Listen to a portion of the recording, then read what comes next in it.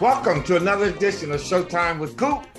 Insightful BS with my Laker teammates, NBA legends around the league. But today it's one-on-one, all right? This is like on the schoolyard, you know, when guys want to play, you got to go, okay, I got one spot left. You two play one-on-one for the spot. So it's you and I today going one-on-one, and we're talking about the Lakers. As you see, I think I might be able to finally take you, by the way. I still hurt you, Ari. I'm old now. I play dirty. I cut your Achilles, I elbow you, hit you in the throat or something crazy like that. But I'm gonna call this Freaky Friday, okay, Ari? Because the Lakers are freaking me out, man. They are just killing me. They are just a mess right now. They're sitting at in the eighth spot at 22 and 23. Can you believe that, man? I just thought so much of this team, but I'm not giving up on them yet. I still believe I'm going to stick with my statement that I said at the beginning of the season, give them till after the All-Star break, and hopefully things will wash itself out. Obviously, AD being hurt doesn't help, but the biggest issue that we have right now is Russell Westbrook and his antics. I really feel for the young man. I like him. I think Russell was brought in to be not the first, second, but the third clog, that third person that was going to get it done. And obviously with LeBron missing games earlier, AD's been out now for a month or so.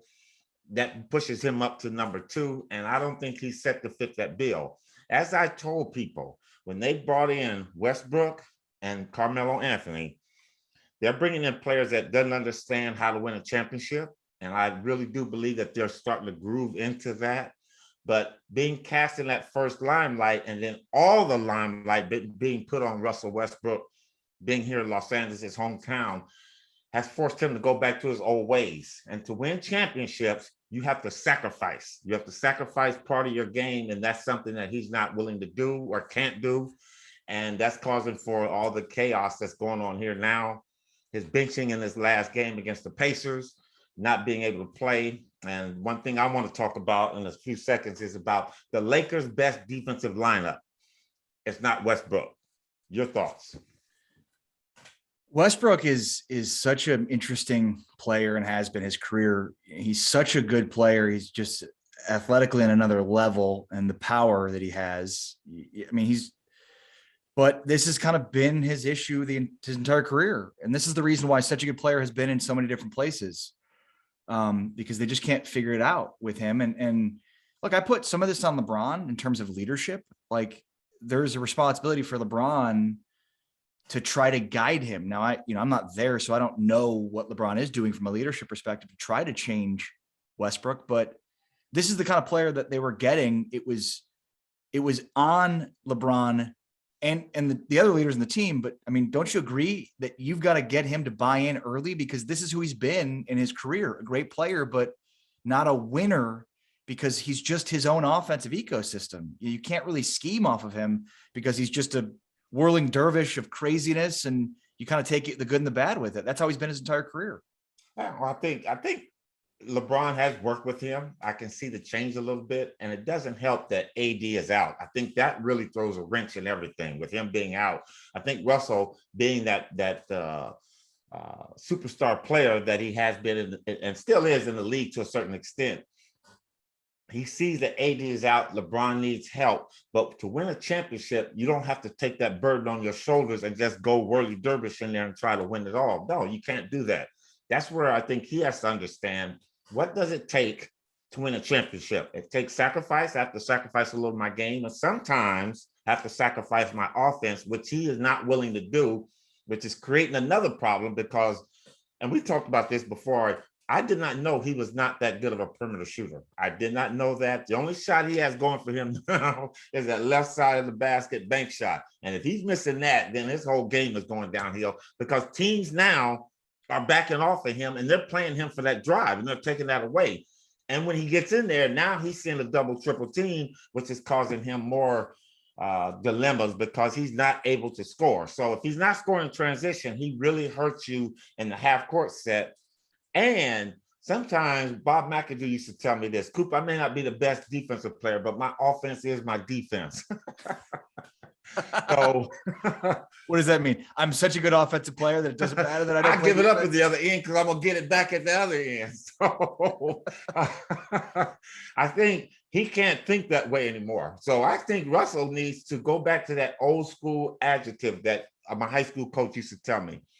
Who play defense, be a good defensive player, stop people on defense, and that'll help create excitement on your offensive end. And he's not willing to do that because he's not playing any defense. And that one play that was typical of Westbrook all season, but it was really glaring, is when I forget the player that drove by him and he just kind of like waved his hand, as Chick Hearn would just say, Matador defense. And the guy goes down and scores and put, the Pacers up by, I think it was up by 8 at that time. That is unacceptable, and that's what you can't have in great players. You have to sacrifice something, so he may have to sacrifice his offense and become a better defensive player. By the way, if McAdoo were here, he'd be screaming at you for comparing him to Westbrook. Man, I was a way better shooter and played scorer than him. What are you talking about, Coop? Well, with all this going on, the Lakers find themselves in the 8th spot, which is a very, very bad spot for them because, again, as you get closer to, they're more than halfway over to the season now, but we're hoping and praying that things go well to the All-Star break so that they can regather themselves. That is not a good place for the Lakers to be. That 8th or 7th spot is not good. By the way, Russ is kind of like the anti-Michael Cooper. Because Coop, you were the ultimate buy-in guy. You're the ultimate teammate, ultimate team player, leader, defensive stalwart. Like, does that tick you off? Does that piss you off to see what he's doing? It makes me upset because I know that Russ has that in him. And again, it all goes back to understanding how to win a championship. And if you buy into that and you buy into it early. Buy-in. I did. I mean, went to the finals 9 times. We won it 5 times. So at least you're getting there. So that's what it's about. And I think you hit it right. That's not buying in. And it's great. That's the upsetting part is how do you not get a buy? Like, you just can't believe, I've watched the league and covered the league. You obviously are a prolific player in the history of the league. Like, it just seems so simple, like buy in. Like, it's so crazy to me that like he can't even do the first thing that he needs to do, which is just the most simple part. Do you want to win a championship? Your entire career, you've been labeled as a guy that can't win or as a guy that is not part of winning teams because you don't have the winning culture. So do you care about that? Does that matter to you? That's going to have to, because things are, if it don't turn around, I think in the next 3 weeks or a month or after the All-Star break or before the trade deadline, I think something's going to happen.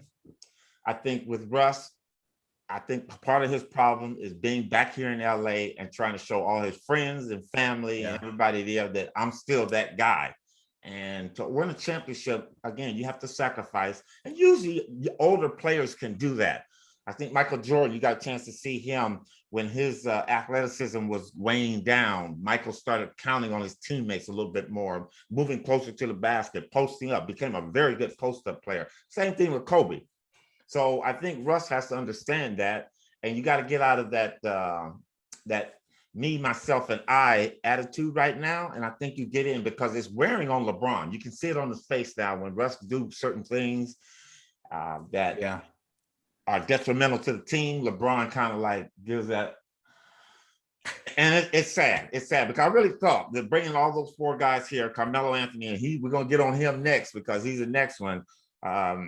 Was going to be this miraculous thing. Yes, I knew they were older players. Yes, you can't do the things you used to do, but still, sometimes to give up that youthfulness, that athleticism that you possess when you're young, you give that up for maturity, knowledge, wisdom, and hopefully that can get you over the hump to winning a championship.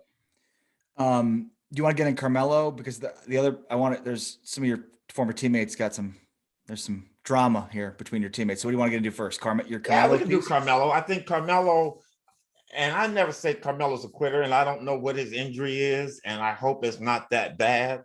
But the way he sits over there now, it's almost like he's kind of like, oh, here it goes again with every team I've been on, going with the end of his career in Denver and then transferring over to Portland. And he didn't get to start there, and I think he went down, but he kind of gathered himself. And Carmelo's a professional, but after a while, when things don't go well with the team, you can kind of see him just sitting back and it's that same look he had in Portland. he has now early with the Lakers. And that's sad to see because I think Melo is the one player that can really still do what Bob McAdoo said. Because I think Carmelo's a tough guard, man. He can still score. Yeah, Not the he can greatest shoot. He can player. still shoot. Kid Yeah, can still shoot. not the greatest defensive player at the other end, but he still holds his own. I think he rebounds, and with his size, he boxes out well. But now he's not given that, and he's not being counted on as a reckoning force on the offensive end. And whenever you get a little injury, you use that injury and just sit down and don't play basketball. And I hope that's not the case because Carmelo's a good dude, man. I really like him and respect him a lot. But I can tell something is weird because I know that young man real well. I can see it on his face now. He sits there with his fashionable hoodie on and things like that. And that doesn't sit well with me either. So Hoodie that's Bello. another story. No, I mean, look, sometimes, and obviously I'm not telling you anything you don't know, but like when you invite guys into your locker room, like Russell Westbrook and Carmelo Anthony, there's the chance that those guys buy in and they become. Bob McAdoo is a great example. He was labeled as, a guy that only wanted to score and was a loser his entire career, right? And then he comes there and he buys in and he wants to win a champ. Like, I don't know if that's just a lack of pride thing for some of those guys in particular, because they've had similar labels in their careers as well. But like there's a lot on LeBron. I hate to continue to say like it's on LeBron's leadership to do this, to get them to buy in, but it's just weird. It's like, why would you come here with the expectation being what it is, playing with LeBron at this part of his career where like the only thing you're going to do is win championships or trying to do? Like, I don't really understand what those two guys in particular expected, like.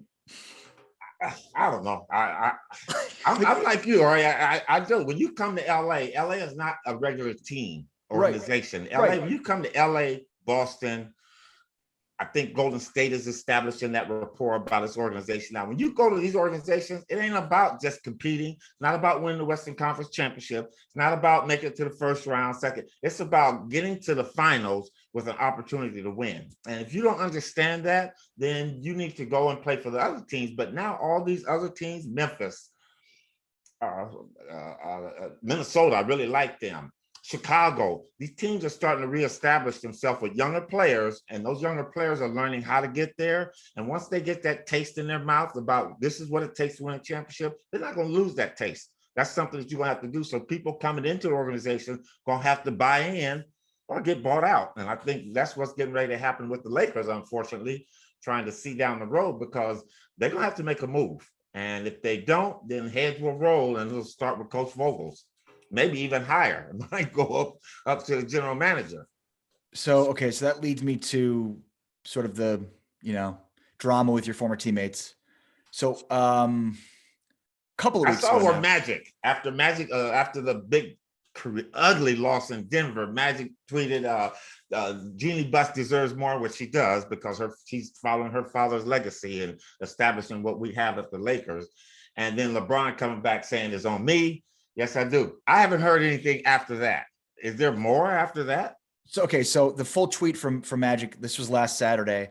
After being blown out by the Nuggets 133-96, we as Lakers fans can't accept being outplayed, but we deserve more than a lack of effort and no sense of urgency. Owner Jeannie Buss, you deserve better. Good tweet there from Magic.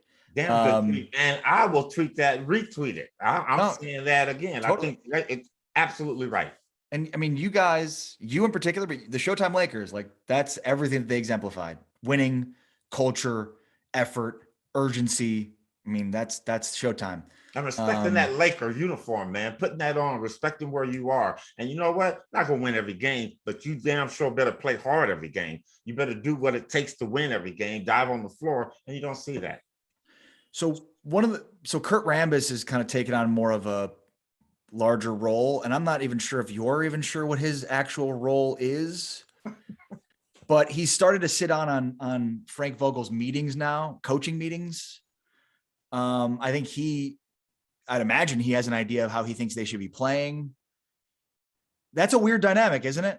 Well, I think Kurt was brought in more just kind of like to oversee things and kind of make sure the ship is righted, and didn't really have too much of a say so the last couple of years.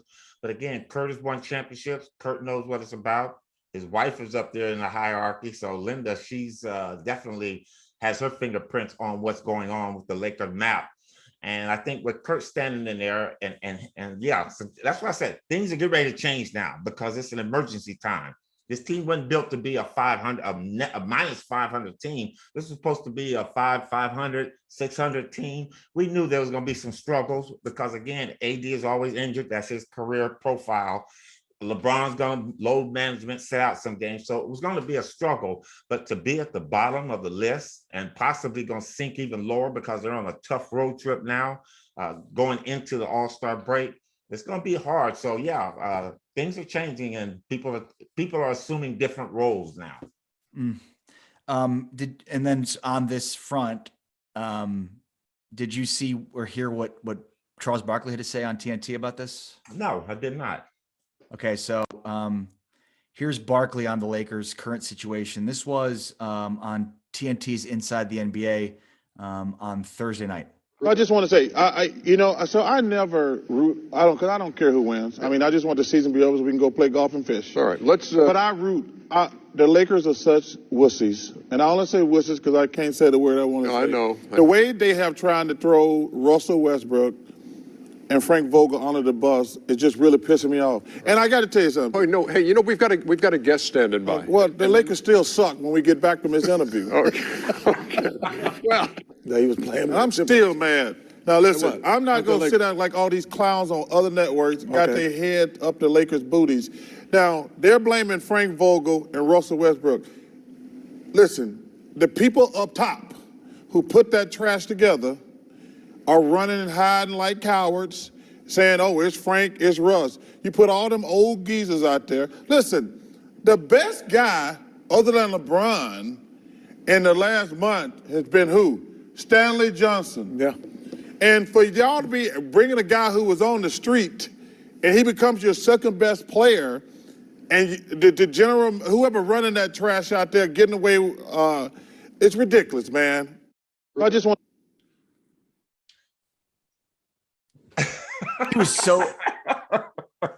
Hold on one second. I have to agree with Charles. I have to agree. I think Rob Pelinka now. I think Jeannie, and Jeannie's not running and hiding from this. But again, her job is to oversee, like her father. Her father oversees it, and she stays out of the way, and she lets the general manager. When Dr. Buss was here, he let Jerry West do his thing. Obviously, they got to report to him, and then it rolls. And that's Rob Pelinka. And again, when they put this team together, I really, really thought that it could be something special because, again, you had two players, Melo and Westbrook, at the end of their career. And, okay, I've won all the individual accolades. Let me see what it feels like to be part of a team and a real team and win a championship. But, again, Charles, people can be put out there. And, yes, those guys were older players, but they have to buy in. Frank Vogel, I think the COVID has really, really distorted the whole NBA in itself. And again, the teams that have survived it, Phoenix, Golden State, just to name a two, and Memphis, you still, it's just throwing a loop in everything. So players are missing and totally rotations and rhythm. Yeah, I mean, it's just all off. So did the Lakers get off to a good start? I don't really think so. But again, we knew that was going to happen. But understanding what Charles is, players have to be held accountable. Yes, Westbrook, should be held accountable. This guy throws the ball away, can't shoot a jump shot, not buying in.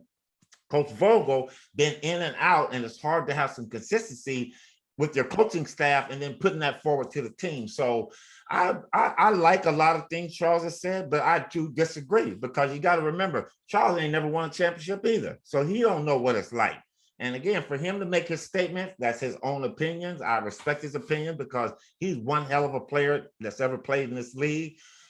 But to say that Westbrook and Vogel shouldn't be held accountable, I think that's wrong. Because again, everybody should be held. Yeah, okay, Rob Pelinka, you got to put your head out there now and start talking about it. And the others. I do feel that the Laker hierarchy, not running and hiding, but again, is still letting this play itself out. And I think Rob, Jeannie, Kurt Rambis, and all the people up above that are just sitting and watching and waiting to see, because the players have to be held accountable and the coach has to be held accountable. But again, like we just talked about, COVID going around has really thrown a wrench in the Lakers' procession of trying to build a championship team. And it's been hard and it's been ugly to watch. But like I said, me, former Laker, I'm a diehard Laker, got my Laker shirt on. I'm not running and hiding. I believe, and I will stick what I said, I'm going to wait till after the All-Star break before I really. And even if they sink, I'm going to go down with the ship, but it's going to be hard for me not to talk about it. I mean, look, so I think there's a couple things that Barkley said there. Like, number one, Barkley's mad at a television network, and we can all figure out who he's talking about. That's not TNT, obviously. That is basically pumping up the Lakers because it benefits them from doing so, and then basically using Vogel and Westbrook as the scapegoats, right? So that's part of this. Barkley's just mad about turning the TV on and seeing that and not giving the full context. The Lakers, nobody has any control over that. The other part to this is the Vogel thing, and that is, I mean, coaches, whether justified or not, bear the responsibility when things go south. Yeah, they do. And you know what? It's unfortunate and it's sad that that's the way it is. But yeah, they're the ones coaching the team. You got to put a product out there that the fans enjoy. You got to put a product out there and guys understand what they're doing, your philosophy on offense, your philosophy on defense. And when that's misconnecting, yeah, it's you. It's the coach that gets blamed for it. So that's unfortunate, but it's true. And Frank knows that, being in Indiana and other places he's been around. And it's just that the spotlight is a little hotter, a little brighter in Los Angeles and in Boston.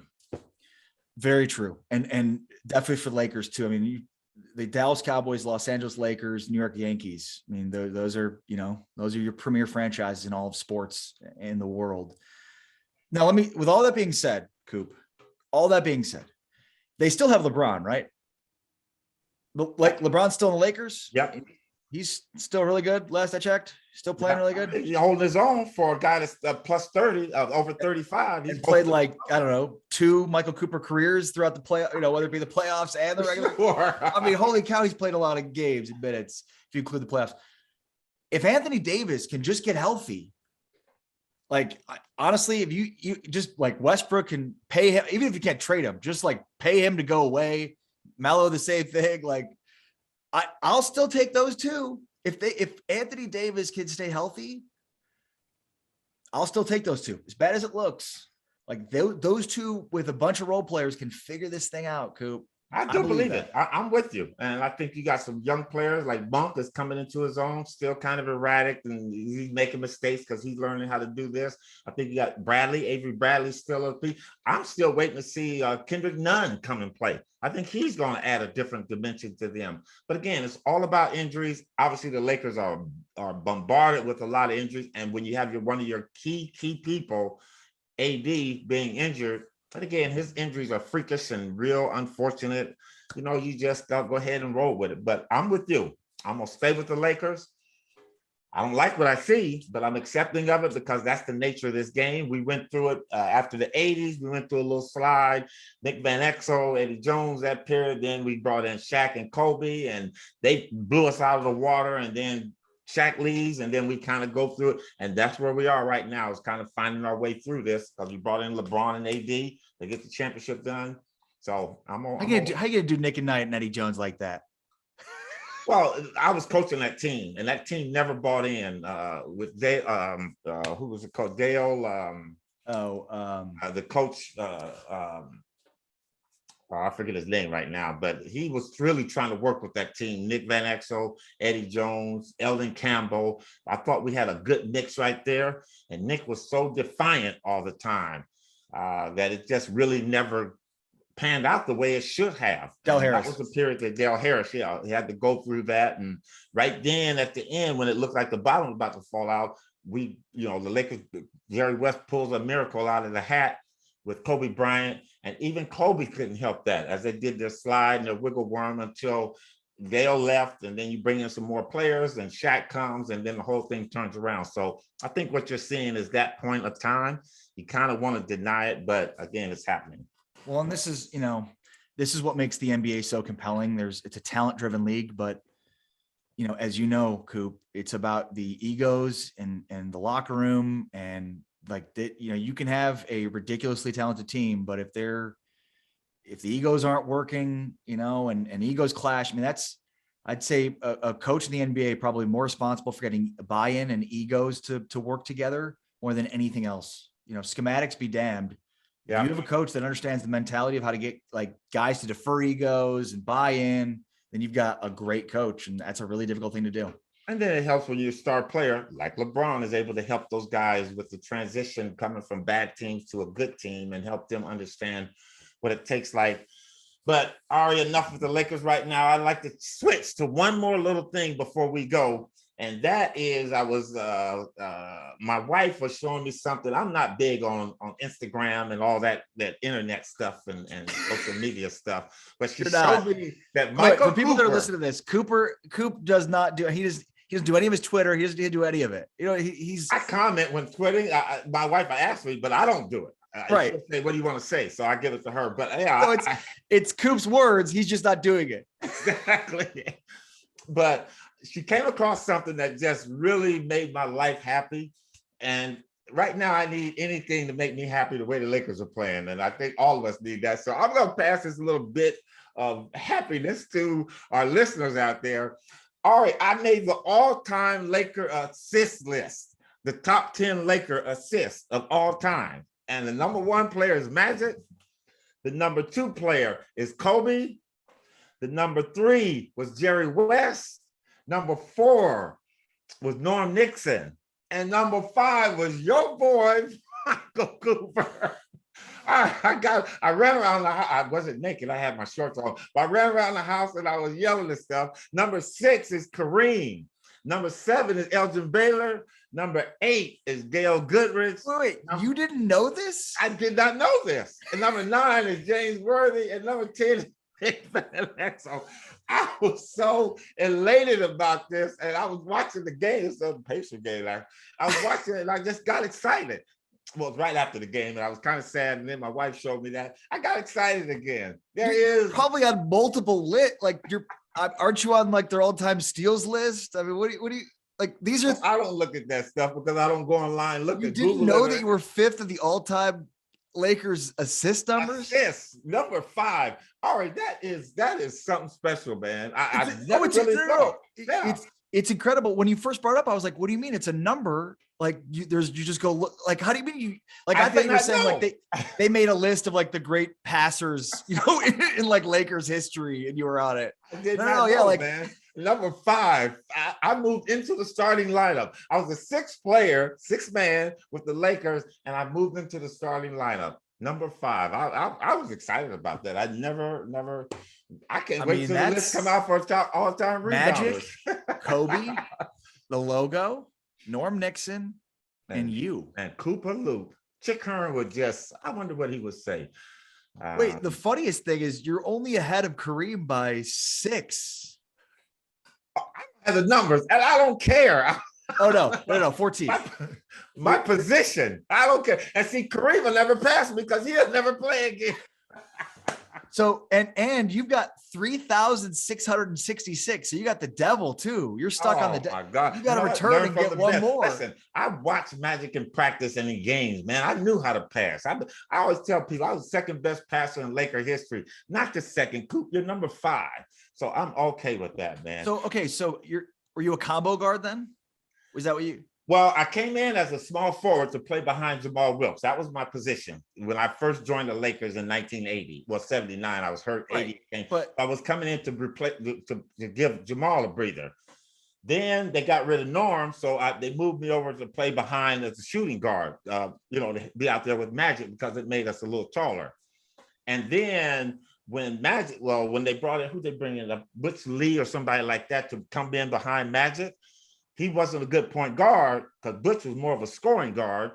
Then they said, okay, Coop, we're going to move you over and you play behind Magic. And Pat Riley made that adjustment. He was like, Coop, you know what? I'm going to move you over here, but I'm going to still use you at the other 3 spots. So that means you'll be on the court a lot. So I worked on my ball handling skills a little bit more, started watching Magic, started trying to make some of the passes that he did in practice to the guys. And again, it's not hard to throw to Kareem because Kareem got his hand up there. You just lob it up there. So, but them other passes to Worthy, Silk, I could never make those passes, but I was able to get the ball there. So Did Kareem get pissed if you give him a bounce pass? Oh, yeah, he did that one time. True story. True story. All right. I gave him a bounce pass in practice one day. As I was throwing it in there, Kareem kicked the ball. Coop, don't throw me no motherfucking bounce passes. Throw the ball. And it scared me so bad. This was like my 4th year in the league. It scared me so bad. I never, ever threw another bounce pass to Kareem.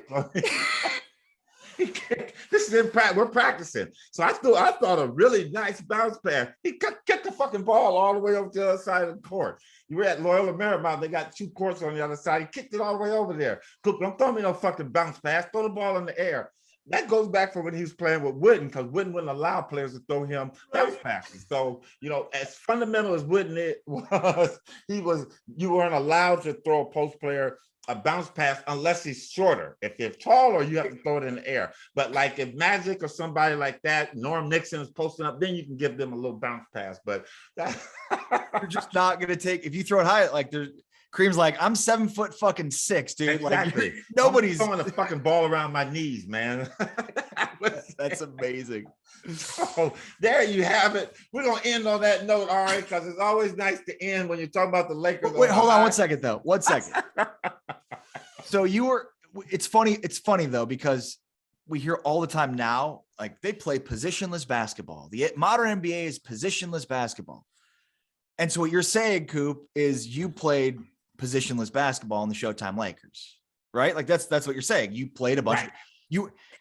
A lot of teams were rigid and this is our 1, this is our 2, blah, blah, blah, blah. But now teams, everybody, if you're 5, you might play the 1. I mean, a lot of 5s are handling the ball now. LeBron handles the ball, whatever, he plays the 5 a ton. He's been playing the 5 a ton. So I don't know how much it was going on in the league before you came around, but was that stuff happening?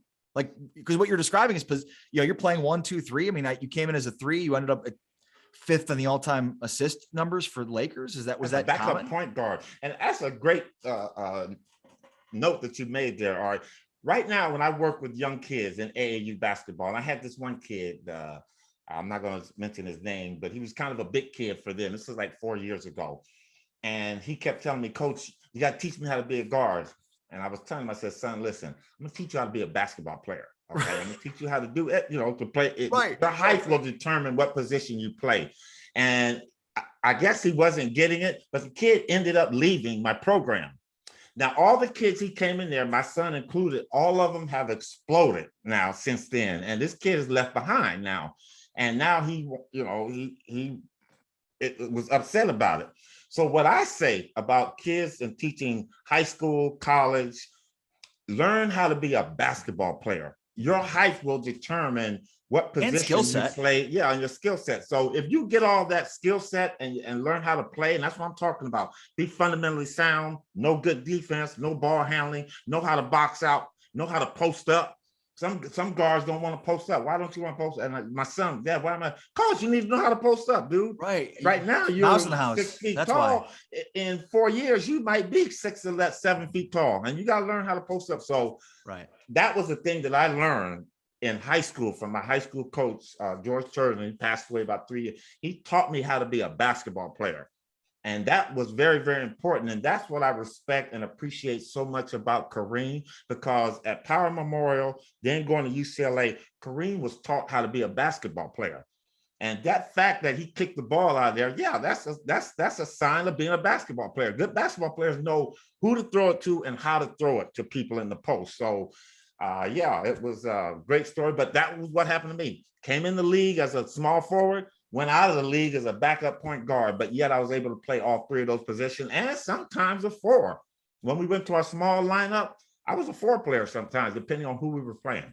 And look, I get dunks and threes important, but also scoring's important. So scoring from anywhere on the floor is important. So to your son, and it's like we watched so many great guards that were great post players.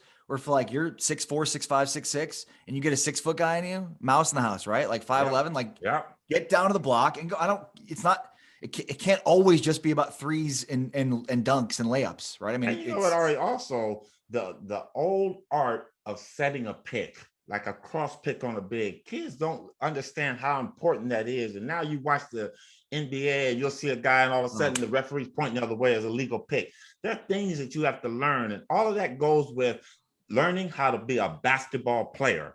And that is important to me. And that's what I try to teach. But yeah, I mean, just to see those type of players. And I think we were the first ones until Detroit came a little bit later. And then Detroit started using that 3-guard rotation where Vinny would come in as a point guard. Yeah. And next thing you know, by the fourth quarter, Vinny's at the small forward position, posting you up and still scoring. So those are some of the nuances that I think that kids have a tendency to forget. And they need to learn how to do it so you can become that player. And if God, the basketball gods, leads your path to the NBA, you'll know how to play. And it's not about just being in the NBA. It's about staying in the NBA. And people that stay in the NBA, sometimes you'll get a specialist that can do nothing but shoot, Bob McAdoo.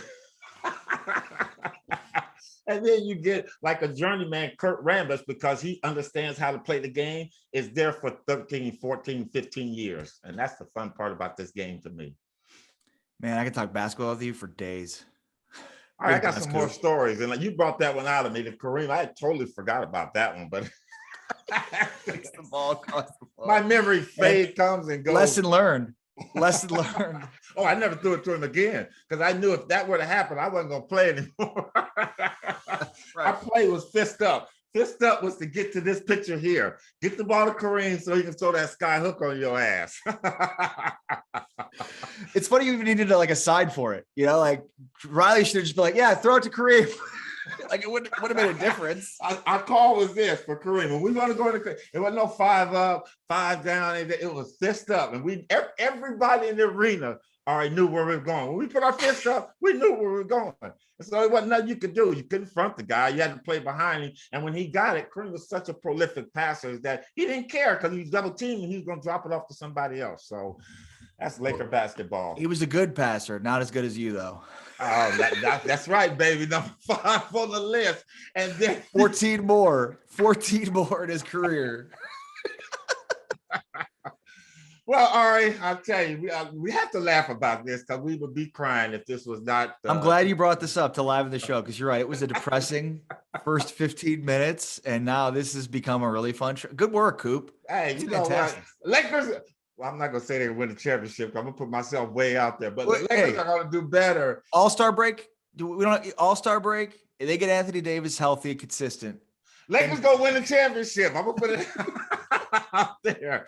All right, great show, man. Thank you, sir. That's it for another edition of Showtime with Coop.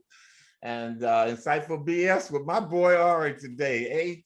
ATRATAT in the house. Bye. See you, brother.